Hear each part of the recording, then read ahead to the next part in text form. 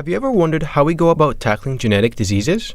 Errors or mutant components in DNA have been the root causes of a plethora of diseases like cystic fibrosis, sickle cell disease, cancer, and a whole bunch more. The goal of many genetic editing tools like TALEN, RNAi, or CRISPR-Cas9 is to selectively locate and fix mistakes in DNA to prevent the expression of these diseases. A novel and interesting approach to genetic editing has come out in the recent past, and you might have heard about it. The system is called CRISPR-Cas9, which stands for Clustered Regularly Interspersed Short Palindromic Repeats, and the Cas9 refers to the 9th associated CRISPR protein. Let's take a look at how the molecule was first discovered. The CRISPR system was actually first discovered in 1987 in E. coli. However, the reason for its existence has been around for much longer. The origins of CRISPR are rooted in the war between bacteria and bacteriophages. Bacteriophages are viruses that insert their genetic information into bacteria in order to replicate. Bacteria that survived were able to defend themselves against infection by evolving an adaptive immune response to these bacteriophages in the form of the CRISPR system. Using this system, the bacteria incorporates and saves a portion of the bacteriophage's genetic information into its own DNA. This archive is referred to as CRISPR. The incorporated viral DNA can also be referred to as spacer DNA. Now, when the bacterium is attacked by the same virus again, it will make a complementary cRNA copy of the archived DNA of the virus. These RNA copies are called CRISPR RNAs or cRNAs. These cRNAs become incorporated with the CAS protein and enable it to search for complementary viral DNA within the bacterium. Once a match is found, the CAS protein has two more functions, and these are acting as a helicase and acting as a nuclease. Acting as a helicase, CAS can unwind the target virus DNA to match to the cRNA in the CRISPR system we mentioned before. The CAS protein's nuclease ability means it is then able to cut and destroy that DNA and prevent further infection.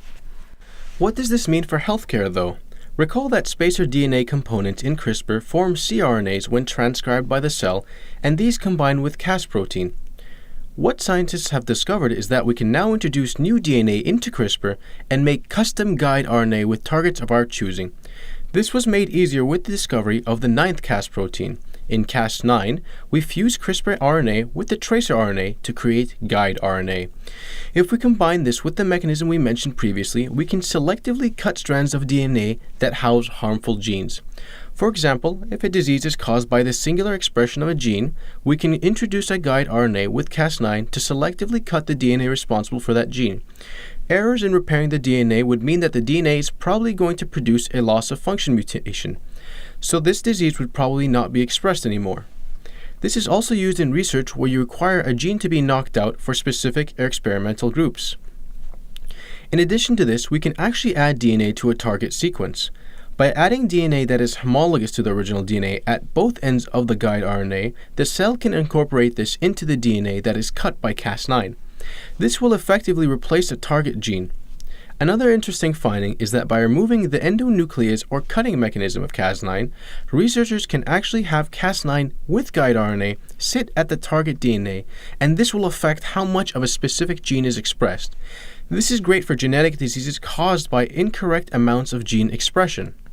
It's clear to see how CRISPR-Cas9 can selectively modify the genome by means of deleting sections of DNA responsible for the disease, replacing disease-causing DNA with healthier variants, adding DNA to specific locations, or altering gene expression. This holds immense potential to tackle genetic diseases from the root cause or mutations in DNA. As for current implementation, CRISPR-Cas9 is a relatively new development, so trials on humans have been limited. There have also been recorded instances where CRISPR-Cas9 has inserted DNA in the wrong direction or cut DNA that isn't 100% complementary to the guide RNA. Clinical research has already started, and in late 2016, scientists in China have begun human trials on patients with lung cancer. Shortly after, it was given the go-ahead for clinical trials by the U.S. National Institutes of Health for use with current cancer therapies. The results of these trials will hopefully bring good news for further research into genomic editing in the world of healthcare and innovation. Thank you for watching this video. If you would like to learn more about medical topics, please be sure to check out the Demystifying Medicine YouTube channel.